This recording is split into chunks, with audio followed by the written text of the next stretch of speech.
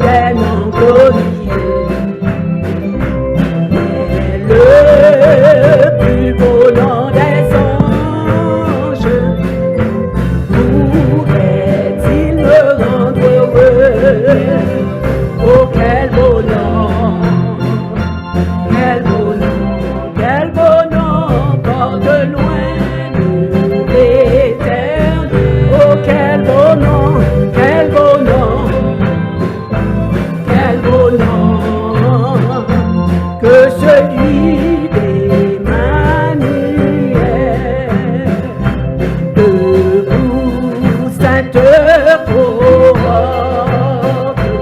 soldat du roi des rois, tenez d'une main forte l'étendard de la croix, au sentier de la gloire. Jésus-Christ nous conduit de victoire en victoire. Il mène qui le suit debout, debout, debout pour la bataille. Entrez, n'hésitez plus, pour que nul ne défaille. Regardez à Jésus, de l'armure invincible. Soldats, revêtez-vous, le triomphe est possible. Vous qui luttez à genoux, la trompette résonne. Debout, vaillants soldats, l'immortelle couronne est le prix des combats. Si l'ennemi est rage, soyez et fort, redoublez de courage. S'il redouble d'efforts, debout, debout, debout, debout encore, luttez jusqu'au matin. Déjà brille l'aurore à l'horizon lointain. Bientôt, bientôt, bientôt, jetant nos armes au pied du roi des rois. Les chants après les larmes, le trône après la croix. Debout, debout, debout, debout encore, lutter jusqu'au matin, jusqu'au matin. Déjà brille l'aurore à l'horizon lointain. Bientôt, bientôt, bientôt, jetant nos armes au pied du roi des rois. Les chants après les larmes, le trône après la croix. Debout, debout, debout, debout encore, lutter jusqu'au matin. Déjà brille l'aurore à l'horizon lointain. Bientôt, bientôt, bientôt, jetant nos armes au pied du roi des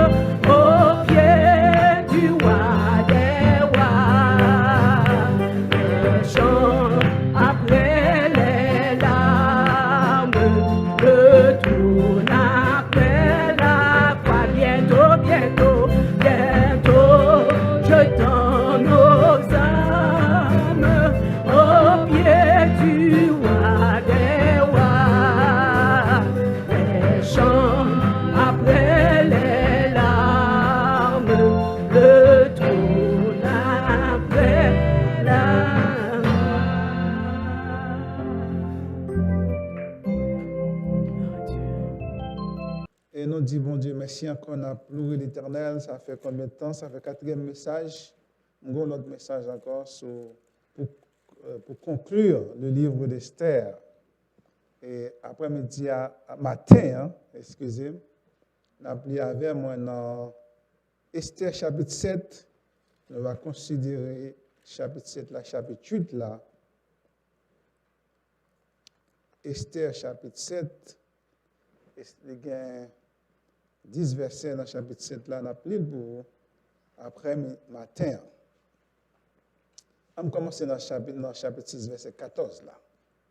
Comme il lui parlait, encore les eunuques du roi arrivèrent et conduisirent aussitôt Haman au festin qu'Esther avait préparé. Le roi et Haman allèrent au festin chez la reine Esther. Ce second jour, le roi dit encore à Esther, pendant qu'on buvait le vin, « Quelle est ta demande, reine Esther? Elle te sera accordée. Que désires-tu? Quand ce serait la moitié du royaume, tu l'obtiendras. » La reine Esther répondit, « Si j'ai trouvé grâce à tes yeux, ô roi, et si le roi le trouve bon, accorde-moi la vie. Voilà ma demande. Et sauve mon peuple, voilà mon désir. Car nous sommes vendus, moi et mon peuple, pour être détruits, égorgés, massacrés. Et encore, si nous étions vendus pour devenir serviteurs et servantes, je me tairais, mais l'Éternel ne saurait compenser le dommage fait. Mais l'ennemi ne saurait compenser le dommage fait au roi. Le roi Assyrus prit la parole et dit à la reine, « Qui est-il et où est-il celui qui se propose d'agir ainsi ?» Esther répondit, « L'oppresseur, l'ennemi, c'est Haman, ce méchant-là. » Haman fut saisi de terreur en présence du roi et de la reine. Et le roi, dans sa colère, se leva et quitta le festin pour aller dans le jardin du palais. Haman resta pour demander grâce de la vie à la reine Esther, car il voyait bien que sa perte était arrêtée dans l'esprit du roi. Lorsque le roi revint du jardin du palais dans la salle du festin, il vit Haman qui s'était précipité vers le lit sur lequel était Esther. Il dit, « Serait-ce encore pour faire violence à la reine chez moi dans le palais ?» Dès que cette parole fut sortie de la bouche du roi, on voit là le visage d'Haman. Et Harbona, l'un des eunuques, dit en présence du roi, « Voilà le bois préparé pour Haman, pour Mardochée, qui a parlé pour le bien du roi, est dressé dans la maison d'Haman. À une hauteur de 50 coudées, le roi dit qu'on y pende Haman. Et l'on pendit Haman au bois qu'il avait préparé pour Mardochée. Et la colère du roi s'apaisa. » Un festin qui tournait au cauchemar pour Haman. Et ensuite, nous voyons que Haman était anticipé ce festin au moment de gloire pour carrière. En plus, il parlait de l'éloge qu'il était le seul invité avec le roi Assyrus au banquet de la reine Esther. Quel honneur, quelle gloire, quelle célébrité. Mais les derniers moments changeaient ce moment de gloire en tristesse, merci, en mésaventure, en chagrin. On comprend dans le chapitre 5, là, verset 1er, comment Haman faisait l'éloge de sa magnificence, de sa fortune, de ses fils. Chapitre 5, verset 11. Comment il parlait de tout ce que le roi avait fait pour lui.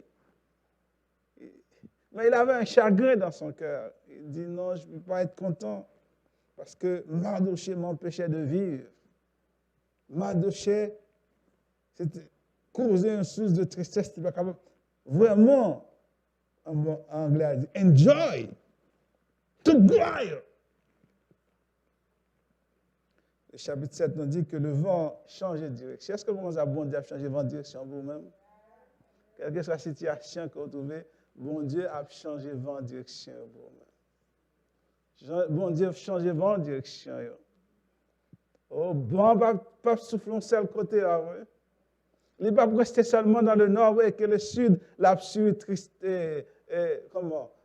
famine. Pas de la pluie tomber. Mais un jour, bon Dieu a voué le beau.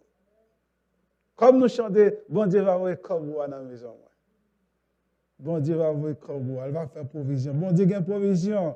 Va pas tourner table là aussi. Il va arrêter un seul côté, il changer aussi de direction. Ou capable de comprendre dans le verset 14 comment il précipité. Il précipité. Il précipité pour aller au festin. Maintenant, on est capable de remarquer dans le chapitre 6, là, du verset 14, il n'est plus contrôle de la situation. Il n'a pas de contrôle de la situation encore.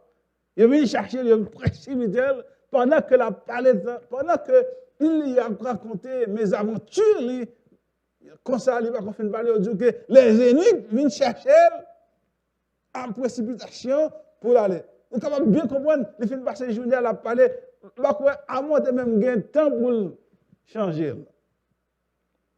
Pour aller dans le festin. Ça, c'est moi. Ou sinon, le narrateur, là, il va finir par toute l'histoire. Là. Comme il parle encore, les ennemis du roi arrivaient et conduisirent aussitôt au festin qu'Esther avait préparé. Non seulement, vous êtes capable de comprendre qu'à ce moment-là, après humiliation, avant limite les nous mitigés, avant, par contre, s'il voulait aller toujours dans le festin aussi, il ne pas aller. Maintenant, il est obligé maintenant pour aller dans le festin. Mais quand l'autre monde capte le festin avec anticipation, qu'est-ce que vous connaissez? Waouh! Parce que Reine, il voulait connaître qui c'est Reine. Parce que Reine pose la question. Reine demande, pendant plusieurs fois, Reine dit, venez. Il avait dit que la reine, Esther, a créé une anticipation attente dans le cœur. Ou que le roi attend que ça Esther va dire. L'attente pour lui rencontrer dans le festin aussi. Dans le chapitre 7 là, verset 1 à 6 là, nous sommes capables de considérer, nous sommes capables de dire l'acte de l'accusation. L'acte de l'accusation. Chapitre 1, dans le chapitre 7 là, verset 1, nous sommes capables de dire l'acte de l'accusation. Premièrement, on est capable de voir, verset 2 qui ça, lorsque arrivé au festin, et fin bois, il dit non, le roi Aman allait au festin chez la reine, verset 1. Ce second jour, le roi dit encore, verset 2, on est capable de considérer que le roi il renouvelé offre à Esther. Est-ce que vous comprenez ça? Il renouvelé offre à Esther. Or, il mettait Esther en confiance. Il mettait Esther en confiance. Et Esther, c'est lui-même qui pourra le porter comme si, qui pourra lire les déclarations. Voici que nous comparons que nous sommes un tribunal, un festin de tribunal. Le roi est le juge. Esther agit en tant que greffier et accusé en même temps. C'est lui qui pourra lire l'acte de la condamnation. Et lui qui pourra le condamner. Il y a un lieu de jugement. Et roi lui-même, c'est lui qui pourra prononcer le jugement. Oh, verset 2, roi, la phrase roi, c'est une phrase qui est anodine à ce moment. Il renouvelait confiance à la reine Esther. Il dit, demandez, quel état demande, reine Esther? Quel te sera accordé? Que désires-tu? Quand sera la moitié du royaume, tu l'obtiendras. Deuxième, troisième fois, il dit Esther, il mettait Esther en confiance. Ce matin, bon Dieu fait la même chose. Non, il mettait en confiance. Il dit, vous n'avez pas besoin de paix, l'assureur de protection, l'assureur de grâce, l'assureur d'amour, l'assureur que l'avoir, l'assureur que le papa avoir, il mettait en confiance. Ainsi que le roi, il mettait Renan en confiance. Amon n'a pas aucune idée qui s'est passé. Il n'a pas aucune idée, il n'a pas aucune connexion d'Esther et Mardochée. Ainsi, le roi, Ce qu'on a fait, que le roi fait une déclaration, moi, dit, il brise glace là pour Esther, pour que Esther capable prendre la parole en pleine confiance. Le verset 3, verset 4, c'est ce qu'on appelle la plaidoirie d'Esther. Verset 3, verset 4, Esther va plaidoyer devant, il va présenter cause lui, va roi. Il commençait à appeler à la conscience du roi. Il conscience lui appelait à la conscience même du roi. Il dit, roi, si je trouve grâce à tes yeux. Ça veut dire compte, il dit, si le roi, en tant que reine, si je suis favorable à vous-même, si je suis belle à voir ou à entendre, que cela plaise au roi. Ça m'a dit là. Que ça plaît au roi. S'il me plaît toujours à vous-même. Si vous trouvez grâce à vous-même. Et quand c'est une situation que vous passez, bon Dieu fait monde ou trouver grâce. Et des fois, il y a des portes qui ouvrent pour vous. Et pas parce qu'on est bien, non, parce qu'on est bon, non. C'est bon Dieu qu'il faut trouver grâce devant vous. C'est la main de l'Éternel qui est avant. C'est la main de l'Éternel qui accompagne vous. Il faut trouver grâce. Il y a des fois des faveurs que moi-même avant, que la joie, c'est parce que l'Éternel prépare le cœur de la personne pour capable trouver grâce. C'est pas parce que mon nom bon. C'est l'Éternel qui prépare le cœur mon nom pour faire de bonnes choses pour vous-même. De par le mon nom, il n'y a pas d'affaire. On est capable de comprendre bien le roi Achérus. On va comprendre bien pour capable comprendre. Le roi Achérus, il est coupable sans coupable. Vous voyez? Est-ce que nous allons continuer là? Il est coupable parce que il bat Aman sien. Aman te dit ça, c'est pas vrai? Il bat Aman sien. Mais on voit loin, la reine Esther, il va jamais à un moment donné pour dire, roi, il participer ou passivement dans l'accusation. Il dit, roi, si je trouve grâce à tes yeux, et si le roi trouve bon, pour ça, Esther l'a plaidoyé, l'a parlé pour la vie, l'a plaidé pour la vie, pour la ville, pour bon Dieu, pour sauver la ville.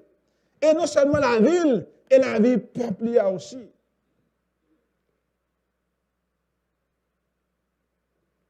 Ainsi que, il finit dit ça dans verset 3, il finit parler pour la vie.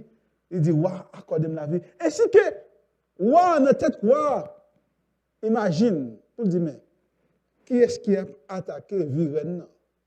Est-ce que nous allons comprendre ça? Dans tête, ouais, si nous avons un instant pour nous penser, pour nous aller dans tête, pour nous dire, mais, qui c'est qui tracassé, qui mettait la vie reine en danger? Parce que nous connaissons la reine ni en sécurité, moi j'ai garde du corps, il a mangé, il a tout bagaille. Mais qu'est-ce qui menace la ville? Cette question, c'est ça qu'il a posée. Si c'était moi-même avant, cette question, c'est ça nous a posé. Et si dans verset 4 là, Esther a une raison pour laquelle le roi lui doit battre la vie. Premièrement, il dit, ils nous vendus. Verset 4. Vendus. Nous sommes vendus. Vraiment intentionnel, et c'est intentionnel dans l'accusation. Il dit, moi et mon peuple. Il va tirer là-dedans. Il dit, nous sommes vendus. Non seulement nous sommes vendus, Esther lui réfère au décret qui est passé dans le chapitre 3, verset 9. Et au chapitre 4, verset 7. Vous avez déjà, oui? Vous voulez vous lire encore? Esther chapitre 3, verset 9. Si le roi trouve bon qu'on écrive ça, c'est Aman qui te dit ça.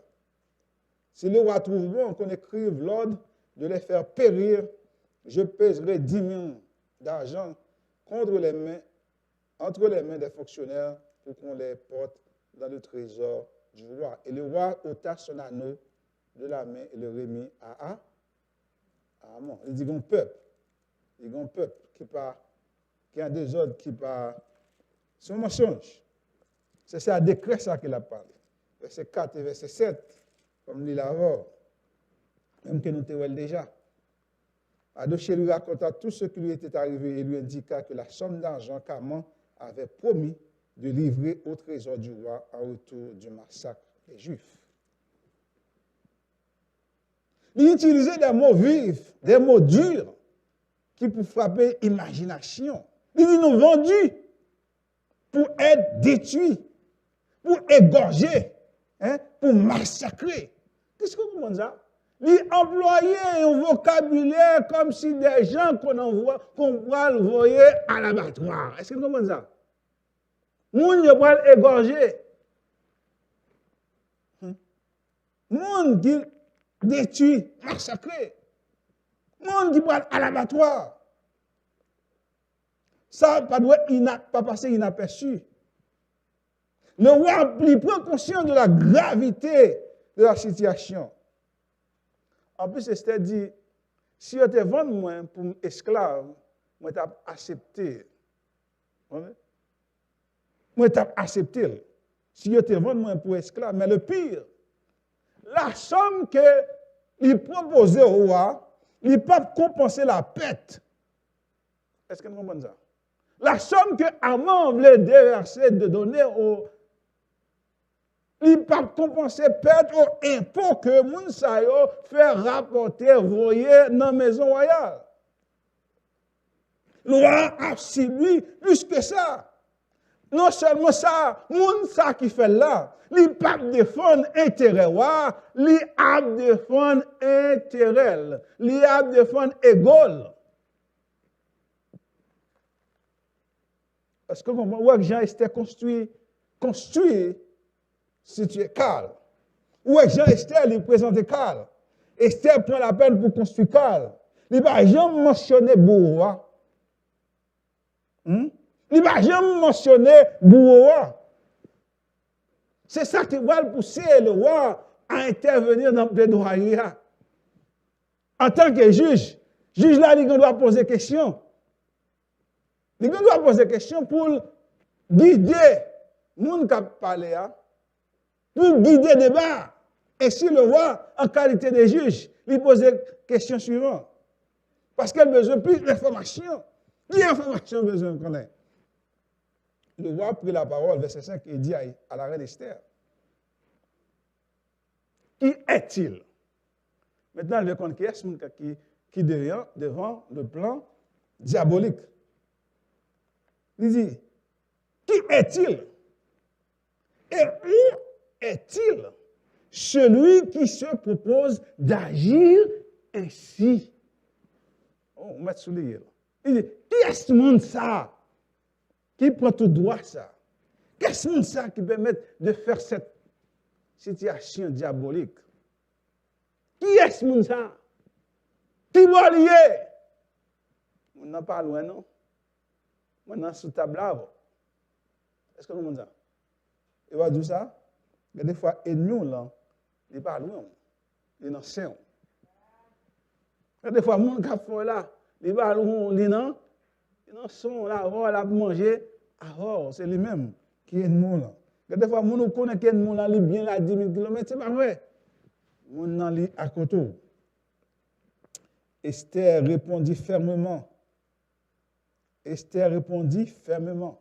C'est ça, il vient de confiance. Il a confiance, il a le cœur du roi. Au son de tout ça, le cœur du roi est comme un courant d'eau. Et que bon Dieu dirigeait Jean-Li, il déplaçait le Jean-Livré.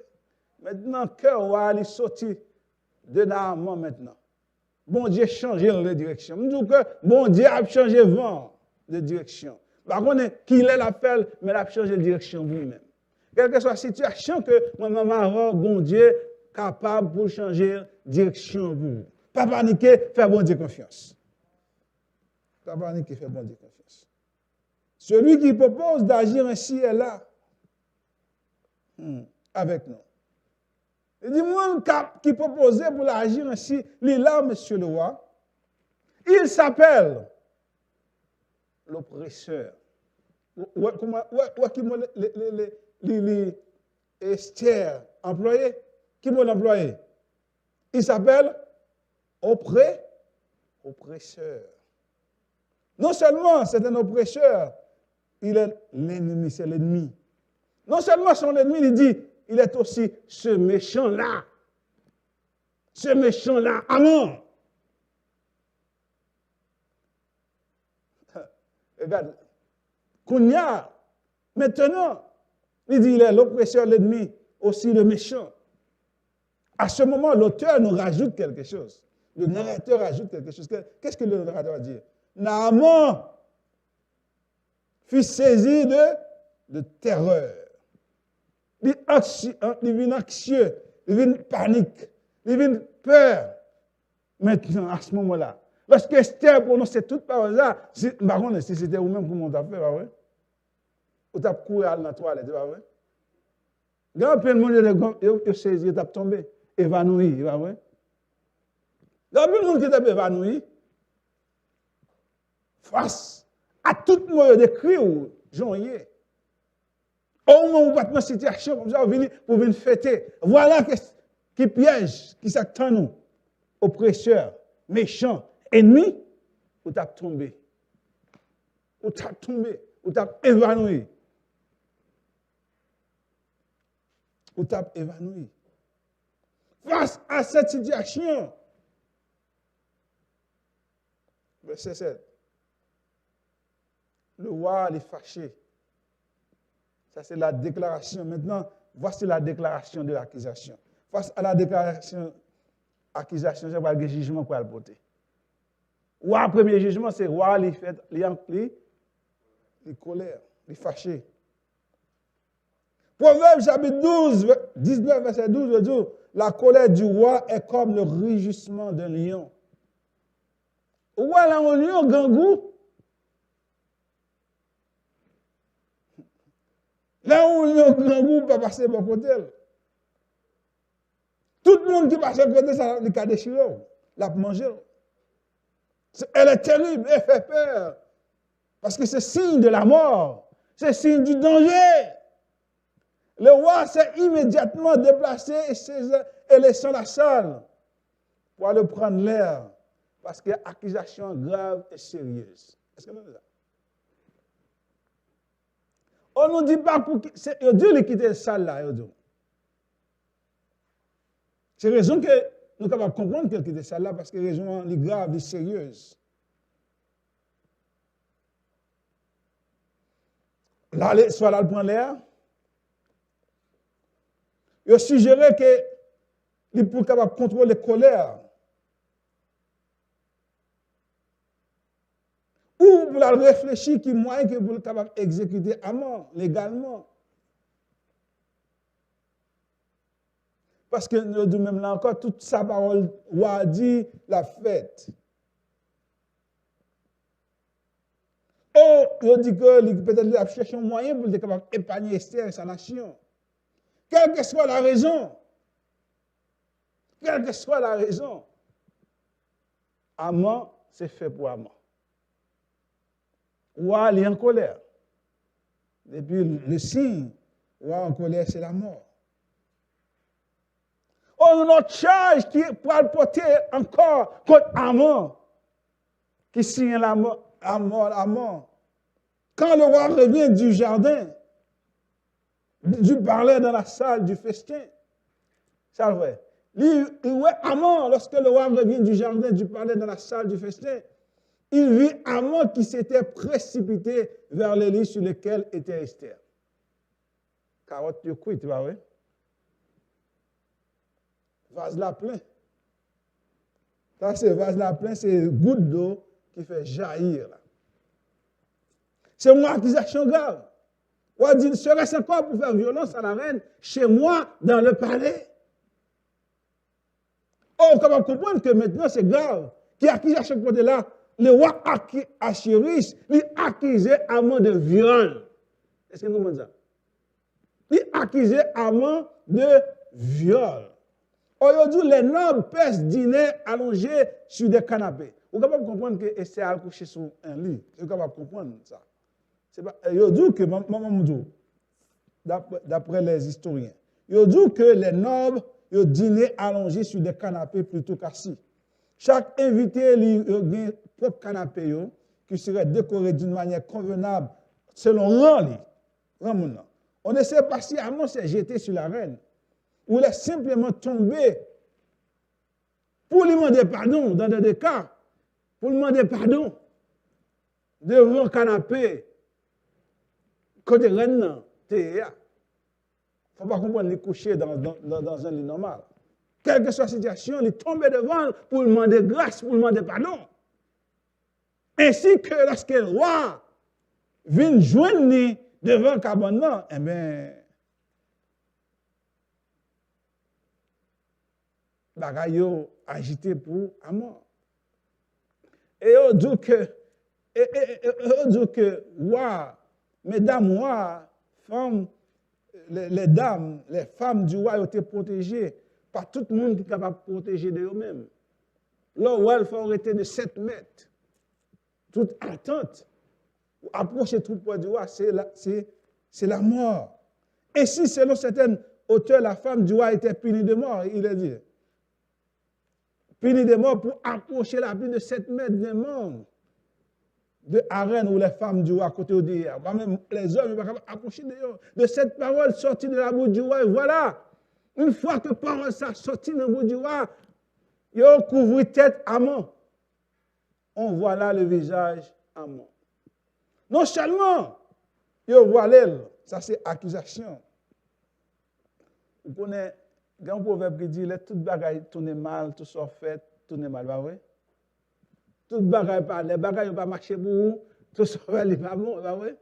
Et mais Amon, il y a un problème net. Car Amon a empiré de un. Non seulement si la mort fut décrétée, accusation, il doit mourir de mort, il est arrêté. Pendant que un eunuque vient accuser, vient dévoiler, pas accuser, vient dévoiler les faits d'Amon. Il dit, verset 9. Ça, verset 9. Il dit que Abora, l'un des eunuques, dit en présence du roi, voici le bois préparé par A pour Mardoché, qui a parlé pour le. L'ajouter quelque chose. L'ajouter quelque chose. Qui quelque chose à ajouter? Il dit, avant de préparer un bois pour Mardoché, qui t'a parlé bien du roi, qui t'a sauvé la vie du roi. Est-ce que vous comprenez ça? Tout bagaille est fini pour lui. Il dit, le monde qui t'a épargné le roi. Voilà, avant de le tuer. Qu'est-ce que le roi dit? Le roi dit, mais dans ce cas-là, prends Amon sur le bois qu'il avait préparé pour Mardoché. Nous avons un verset qui dit, nous continuons à dire tout, ennemi, fouillez en tout pour nous. C'est lui-même qui est tombé là. Ah. Tu m'as poussé pour me faire tomber. Mais l'Éternel m'a sécuré. Par contre, combien de fois que yo fait un tour pour moi, par contre, combien de fois yo signé la mort. C'est vous-même qui pour mourir. Non pas mourir, mais c'est pour mourir. Ou pas demander la mort pour le monde, ouais. C'est bon Dieu qui bat la mort, ouais. Là, ça a quelques sommes, et nous va voir ça, des sommes. L'Éternel agit, Jean ne pas vrai. C'est l'Éternel qui a agi. Oh, Amon, tu as cherché la mort, mais c'est lui-même qui est tombé. C'est tombé là. Matin, par contre, combien de monde qui veut la mort? Par contre, monde qui veut ça, vous voulez faire sous même. Donc, c'est le bagaille. L'Éternel là, la prend pour. Est-ce que vous ça? Là, vous voyez flèche, des fois, vous voyez flèche pareil, mais l'Éternel prend pour. L'Éternel prend toute flèche pour nous-mêmes. L'Éternel prend toute flèche pour nous-mêmes. L'Éternel prend toute flèche pour nous-mêmes. Et si l'ennemi n'a pas arrêté, flèche va tourner vers nous. Si l'ennemi va changer de position, c'est au même qui prend flèche. La Bible dit qui sème le vent moissonne la tempête. Amon t'a semé qui ça? Il a semé le vent, il faut jouer une tempête. Il faut jouer une récompense. Ce matin, bon Dieu, petit bon Dieu, nous protéger. Petit bon Dieu, yo protégé. Ce matin, bon Dieu, vous êtes petit bon Dieu, la protéger, ou pas besoin de peur. Que 10 000 tombent. À droite, à gauche, devant, à droite, à côté, ou pas besoin de peur. De tes yeux seulement, tu verras la rétribution des méchants. Condamnation à mort. Au coup d'arriver, l'ennemi, il fait des choses, il fait des malédictions devant. L'ennemi doit mourir, mais malédiction toujours à suivre. Est-ce que vous comprenez ça? L'ennemi fait une malédiction, il prononce une malédiction de bouche, quel que soit, j'en fais là, mais il est toujours à suivre. Avant de mourir, c'est vrai, mais plein de l'an, il ne va pas mourir avec elle. Heureusement, l'Éternel est là pour défaire. Chapitre là.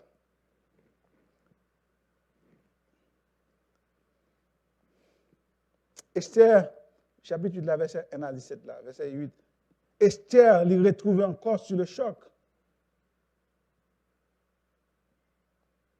Il doit aller intercéder pour que le plan est dit qui est fait là. Vous songez dans la loi des mers, lorsqu'ils ont dit qu'il fait, même moi, il n'y a pas de pouvoir pour changer. Ça veut dire qu'il doit faire un lot encore pour contrecarrer. Il doit faire un lot encore pour contrecarrer. Matin de jour, quelle que soit malédiction, quelle que soit ça a été fait sous vous, qui derrière, bon Dieu a contrecarré. Est-ce que vous comprenez ça? Bon Dieu a changé. Bon Dieu a changé lui-même. Parce que bon Dieu a toute autorité. Roi ne doit pas avoir autorité, mais l'Éternel a autorité pour défaire les choses matin. Quel que soit ça que tu dit de vous-même, quel que soit ça que tu fait de vous-même, il ne dit pas jamais rien, mais l'Éternel dit non, ou pour quelque chose. Parce que l'Éternel est au contrôle. Ainsi que Esther a plaidé verset 1 à 8, l'a plaidé pour encore. Il fait connaître que Mardochée c'est parentel. Or, lorsqu'elle fait connaître Mardochée c'est parentel, mais où qu'on arrive, ça crée. C'est promotion, comment c'est? Il recevoir la promotion. Ça arrive. Wa bali ano, il met l'endroit, qui est l'endroit amant, il te prend, qu'on y a libamado. Alors, ano, ça c'est un ano de pouvoir, ou capable de signer toute bagaille sous nous avec. Qu'on y a, qui est-ce qui a pouvoir? Mardochée gain? Mardochée gain un pouvoir. Elle établit Mardochée sur toute richesse que Amon gagne. Liba, Waba Esther, Esther ba Mardochée. Il établit Mardochée sur toute richesse. Quelle promotion. Matin, on a vu une promotion, mais l'Éternel a bonne promotion. L'Éternel a bonne promotion. On n'a pas besoin de peur, c'est l'Éternel qui fait monter, c'est l'Éternel qui élève. L'homme va élever le monde, c'est l'Éternel qui élève le monde. Où est-ce que l'Éternel qui élève Mardochée? L'homme s'est humilié, t'a humilié Mardochée, il t'a crasé Mardochée, il t'a tué Mardochée, il t'a égorgé Mardochée. Mais l'Éternel dit, Mardochée, ou pas mourir, ou à vivre. Tiens, mettons dans la place de Mardochée. Bon Dieu a élevé. L'homme veut diminuer, mais bon Dieu a élevé. Bon Dieu a élevé en dignité.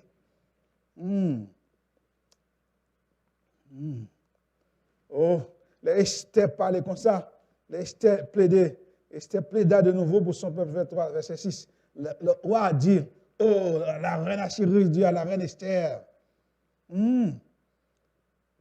voici, j'ai donné à Esther la maison d'Aman, et il a été pendu au bois pour avoir étendu la main contre les Juifs. Verset 8, il dit, écrivez donc en faveur des Juifs, comme il vous plaira, au nom du roi, et scellé avec l'agneau du roi. Car une lettre écrite au nom du roi et scellée avec l'agneau du roi ne peut être révoquée. Oh, quel pouvoir! Quel pouvoir! Quel pouvoir! Du fumier, il relève du champ. Ou pas besoin de paix matin. Ou pas besoin de paix matin, promotion, on est en route. Ou seulement vous devez prendre pas Prends patience. Même avant, c'est patience que tu vas gagner. Mais promotion, il est en route ce matin. Promotion en route matin. Moi, je vais finir là. Il y a encore des choses. Même je vais finir là. Je ça. Mardochée, verset 15. Troisième, la réponse du roi. Verset 15. Mardochée sortit chez le roi avec un vêtement royal. Ouais, une promotion, hein? Ouais, promotion, ça dit? Ouais, promotion, hein? Il dit, vêtement, il sortit avec un vêtement royal. Il vêtement avec royal. Mardochée sortit avec vêtement royal. Bleu, blanc, il dit couleur royale. Une grande couronne d'or et un manteau de bisus et des poupes. La ville de Suse poussait des cris et se réjouissait. On songeait à un moment donné, lorsque l'autre est dit, avant que ça t'ait rien dans la ville-là. Ville-là, t'es en pleure tristesse. Mais maintenant, qui ça? Ville-là, entrée en joie. Oh, l'Éternel baille la joie. Est-ce que vous comprenez ça? Oh, quelle que soit tristesse qui a venu, quelle que soit nouvelle qui a venu pour décourager, ou pas besoin de peur, l'Éternel a changé au bout. Il y a un moment de joie pour vous-même. Il y a un moment de joie pour vous-même, pas besoin de peur. L'Éternel est au contrôle ce matin. Oh, l'Éternel, c'est celui qui change les décrets. L'Éternel est celui qui change les condamnations contre vous. Comme la Bible dit, il n'y a plus de condamnation pour ceux qui sont en Jésus-Christ. Pas une condamnation pour vous-même. Romains chapitre 8, verset 23, il dit, qui accusera les élus de Dieu? Qui les condamnera? Christ est mort. Bien plus, il est ressuscité. Il est à la droite de Dieu. Il intercède pour vous ce matin. Pas un monde qui est capable de condamner. On peut condamner l'acte de condamnation. Il doit rejoindre Jésus-Christ.